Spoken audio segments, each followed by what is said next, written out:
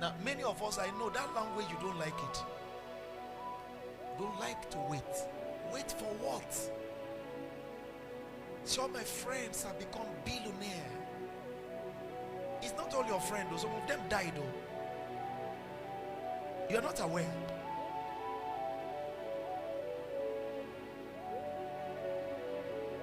The world we live in has turned something else. Somebody sent me a video clip of some children. Those children are not up to 10 years.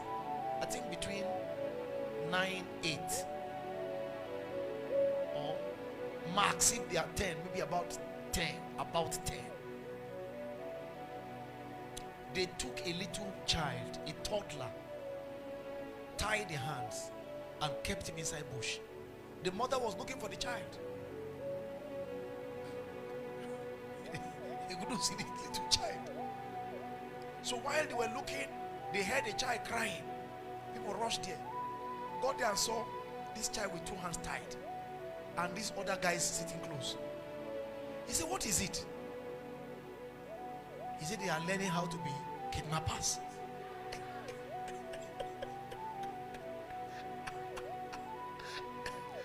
I said, "What?"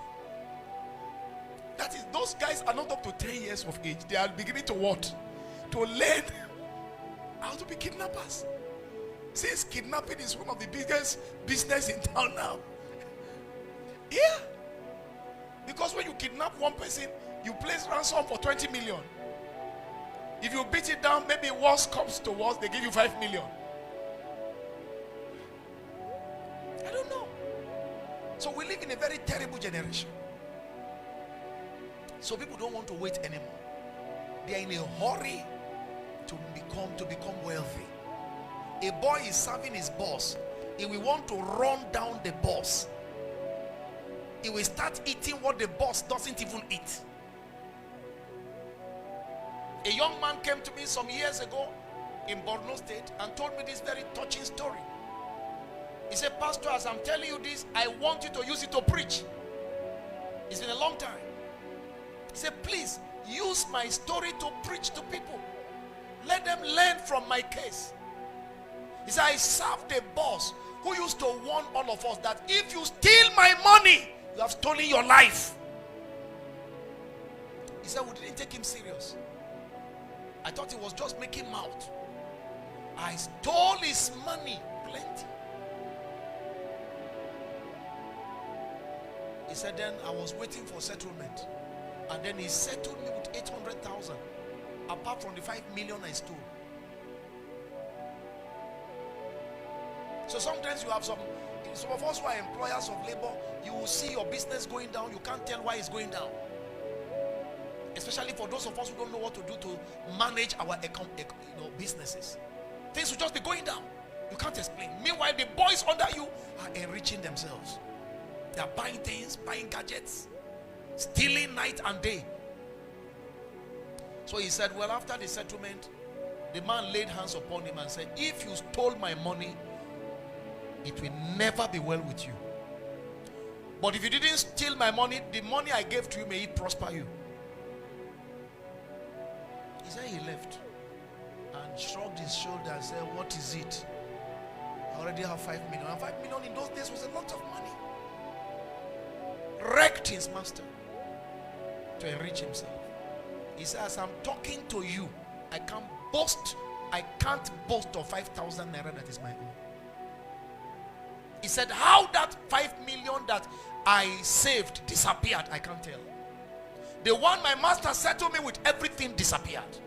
He said, "I started farming to be able to make ends meet. Nobody is even willing to take me to go and farm. Because they say if I farm for them, the farm no go work. Because the curse of the Lord is in the house of the wicked." That's what the Bible said. Those who steal from others to enrich themselves, they steal their lives. It's a curse. To undo people who elevated you, who helped you, is to dig your own grave. And there are people that are doing that kind of a thing.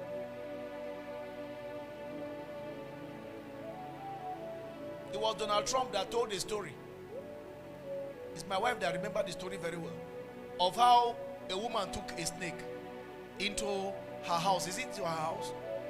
And then the snake bit her. And then she told the snake, "Why did you bite me?"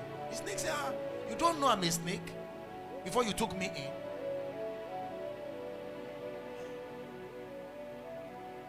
So we live in such a terrible world. But for those of us who rest in the Lord and wait patiently, and fret not yourself because of him who prospereth in his evil way, because of the man who bringeth evil devices to pass. He says, "Cease from anger, forsake wrath, fret not thyself in any wise to do evil. For evildoers shall be cut off." Evildoers shall be what? They will be cut off. "But those that wait upon the Lord shall inherit the earth." Amen. I heard of a pastor that left this town. He started a church, and the church was doing well. Church probably rose to about 500 members in Abuja here. And then the pastor said, well, he wanted to travel to US to go and go to Bible school. And he traveled. While he was there schooling, the assistant pastor he left behind took over the church, changed the signboard, and put his own name. It's like End Time Glorious Assembly, and then he put his own End Time Glorious Heavenly Saints.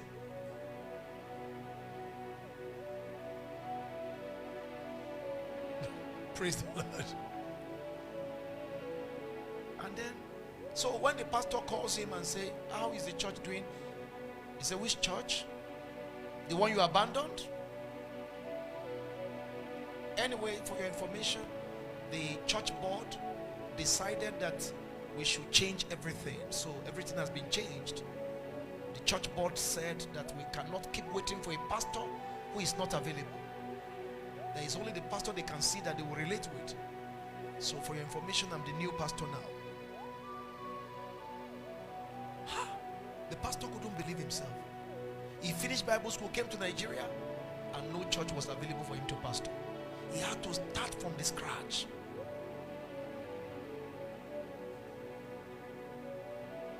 It wasn't easy, but today, to the glory of God, that church is one of the churches that matters in Abuja. I don't want to mention name.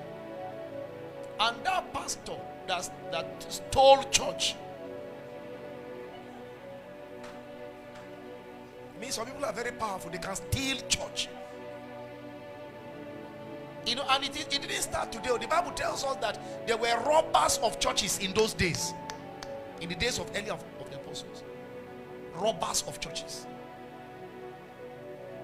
So what happened to him is his church began growing. It was prospering. Prospered, and he heard that his former Oga came to town and started from scratch. So when they go for PFN meeting, he'll be feeling like big man. And then his boss, a nobody. And God was watching. One day, he took ill and was in the hospital. While he was sick, his associate